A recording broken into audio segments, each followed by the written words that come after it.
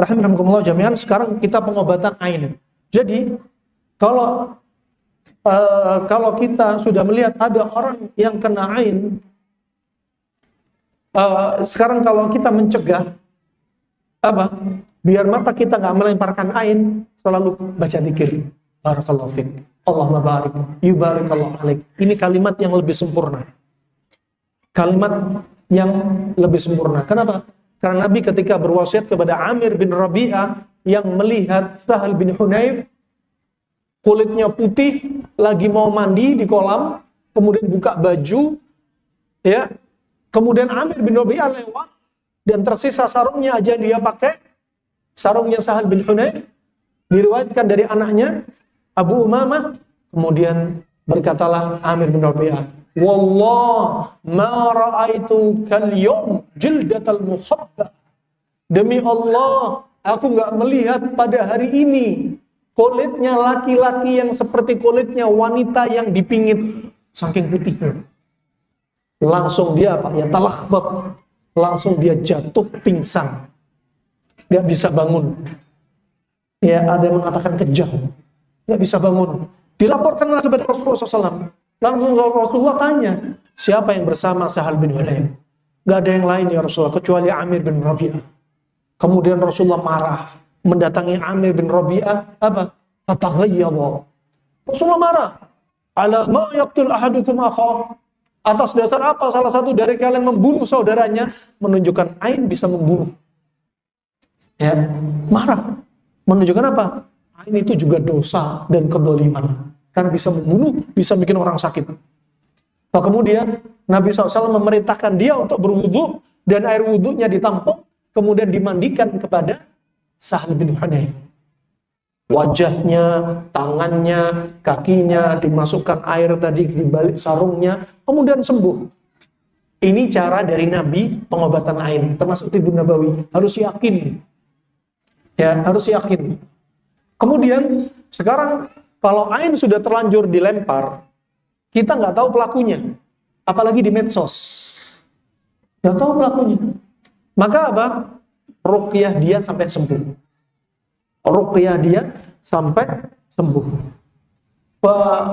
Kalau namanya ruqyah, jangan bilang coba ruqyah. Ruqyah itu yakin, harus ada talaqi bil qabul melakukan Tibun Nabawi.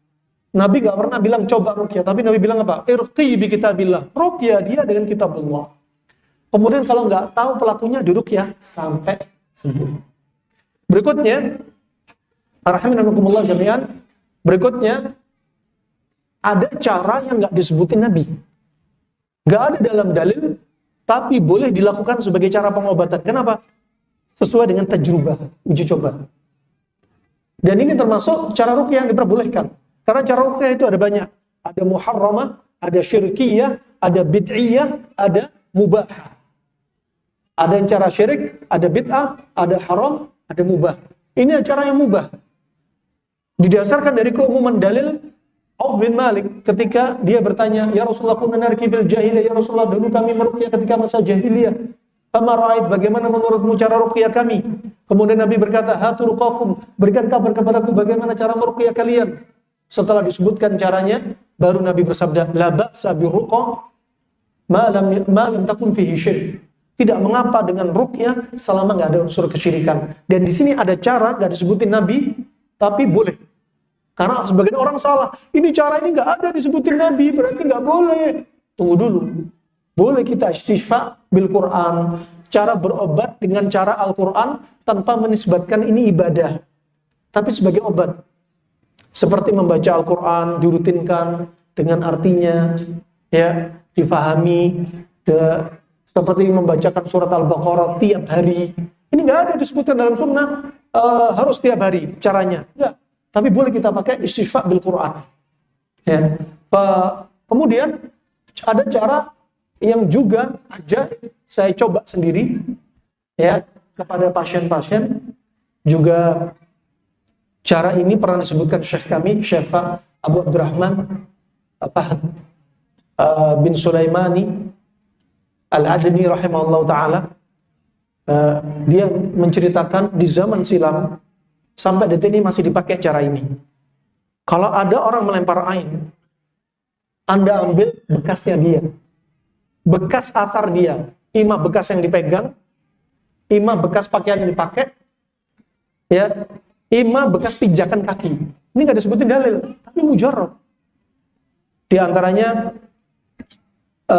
ada misalkan orang yang melempar ain lagi nggak ada di hadapan Anda, tapi dia habis pegang sesuatu, gelas katakan, dia udah pergi.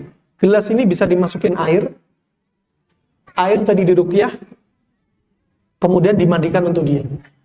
Allah bisa sembuh tanpa nisbat sunnah. Dan nggak ada dalilnya, tapi tajrubah. Ya, atau misalkan Anda pelempar ain, istri Anda kena ain gara-gara Anda. Ya, nah, Anda mau safar. Setelah Anda safar, istri Anda tiba-tiba sakit parah. Berarti pelaku ainnya kira-kira siapa? Suaminya. Suaminya sedang nggak ada.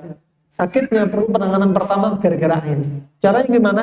Cari kunci motornya, yang tentunya bukan matic, bukan nggak ada remote ya. Yang kunci atau apa yang bisa dipegang, masukkan di ember, baca ayat ruqyah, mandikan ke dia. Mujarrad.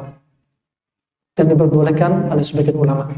Nah ini rahmani rahmatullah jami'an. Kalau sudah terlanjur kena.